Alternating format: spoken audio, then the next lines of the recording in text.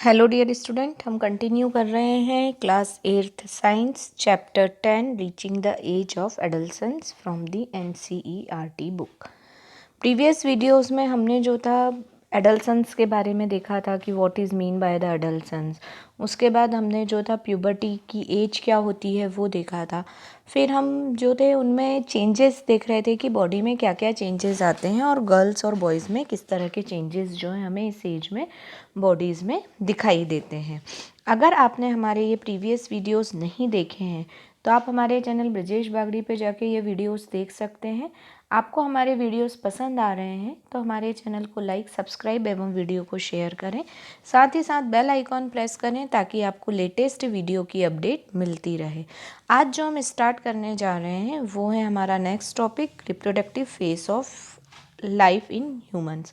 Reproductive phase of life हमने देखा था कि आफ्टर स्टार्टिंग द प्यूबर्टी, है ना, या हम बोलें कि कंप्लीशन ऑफ प्यूबर्टी, जो ह्यूमन है वो रिप्रोडक्शन के लिए पूरी तरह से मैच्योर्ड हो जाता है ना, क्योंकि रिप्रोडक्टिव ऑर्गन जो हैं इसी एज में डेवलप्ड होते हैं और जैसे ही प्यूबर्टी कंप्लीट होती है और उसी के साथ साथ उसमें रिप्रोडक्टिव मैच्योरिटी भी आ जाती है। इसीलिए हमारे देश में जो मिनिमम गर्ल्स की मैरिड एज है वो 18 ईयर्स ली गई है और बॉयज़ की 21, क्योंकि हमने शुरू में ही पढ़ा था कि गर्ल्स जो होती हैं वो 2 to 3 ईयर्स पहले उनमें मैच्योरिटी आ जाती है। ठीक है ना। अब हम आगे देखें। Adolescents become capable of reproduction when their testes and ovaries begin to produce gametes.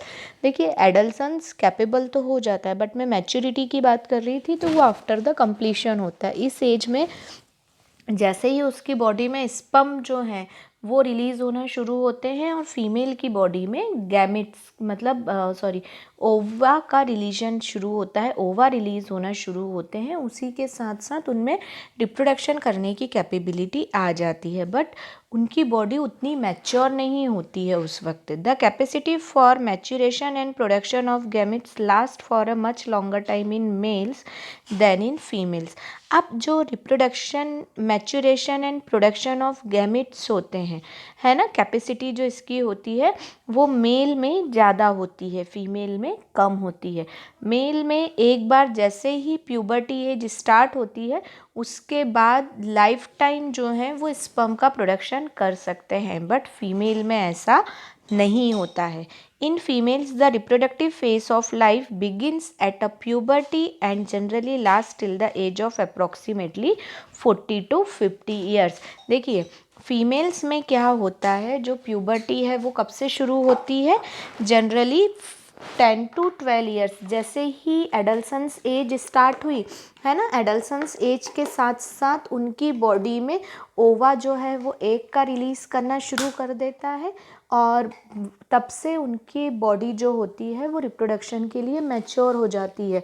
और ये कब तक रहती है, 40 to 45 to 50 ईयर्स, वेरी करता है फीमेल टू फीमेल कि किस फीमेल में कितनी रहेगी, बट जनरली ये 45 to 50 ईयर्स तक रहती है। दो ova begin to mature with the onset of puberty, है ना, और इसी के साथ साथ जैसे ही प्यूबर्टी शुरू होती है उसी के साथ ओवा मैच्योर होना स्टार्ट हो जाता है।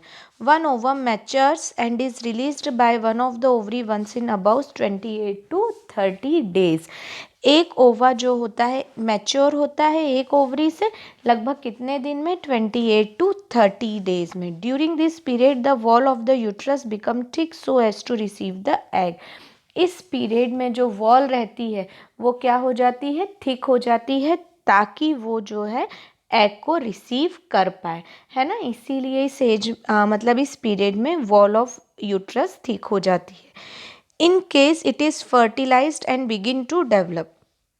अब मान लीजिए स्पर्म रिलीज होके फीमेल बॉडी में आ गया और यदि ये फर्टिलाइज्ड हो गया तो फिर ये जो है ये डेवलप्ड होना शुरू कर देता है ना। जो ओवा है वो जाइगोट में स्पर्म के साथ मिलके जाइगोट में डेवलप्ड होना शुरू कर देता है। हमने रिप्रोडक्शन वाले चैप्टर में ये पढ़ा था। If fertilisation does not occur the released egg and the thicken lining of uterus along with its blood vessels और शेड ऑफ। अब यदि मान लीजिए रिलीज जो एग हुआ है वो फर्टिलाइज्ड नहीं होता है तो वो क्या होगा, वॉल जो यूट्रस की वॉल थिक थी उसके साथ, उसकी ब्लड वेसल्स के साथ बॉडी से बाहर निकाल दिया जाता है। This causes bleeding in women which is called menstruation. और इसके कारण जो है ह्यूमन फीमेल बॉडी से ब्लड बाहर निकलता है और ये जो कहलाता है, ये क्या कहलाता है, मेंस्ट्रुएशन कहलाता है। Menstruation occurs one is about 28 to 30 day. एक बार 28 to 30 डे के बीच में मेंस्ट्रुएशन होता है, क्योंकि ये जो है 28 डेज ये ओवा की साइकिल होती है, ओवा 28 डेज में रिलीज होता है इसीलिए। ठीक है, द फर्स्ट मेंस्ट्रुएशन, जब प्यूबर्टी एज में जो फर्स्ट मेंस्ट्रुएशन स्टार्ट होता है उसे मेनार्क बोलते हैं। ये टर्म याद रखिएगा। पहली मेंस्ट्रुएशन साइकिल जब स्टार्ट होती है, कई बार कॉम्पिटिटिव एग्जाम में नॉर्मली भी आपको भी ऑब्जेक्टिव क्वेश्चंस में आ सकता है ना। जो पहली मेंस्ट्रुएशन फ्लो होती है it is known as the menarche. और 40 to 55 एज में जब मेंस्ट्रुएशन साइकिल स्टॉप होती है उस टर्म को बोला जाता है मेनोपॉज। फर्स्ट जो है वो मेनार्क कहलाती है और जब स्टॉप होती है तो वो कहलाता है menopause. Initially menstruation cycle irregular हो सकती है बट धीरे धीरे ये रेगुलर हो जाती है। तो this is all about the female में जो था हमने वो देखा। अब हम यदि देखें तो मेंस्ट्रुएशन साइकिल जो है it is also controlled by the hormone, है ना, ये भी हार्मोन से कंट्रोल होती है। Cycle includes the maturation of the egg, it's release, thickening of uterine while and it's breakdown if pregnancy does not occur.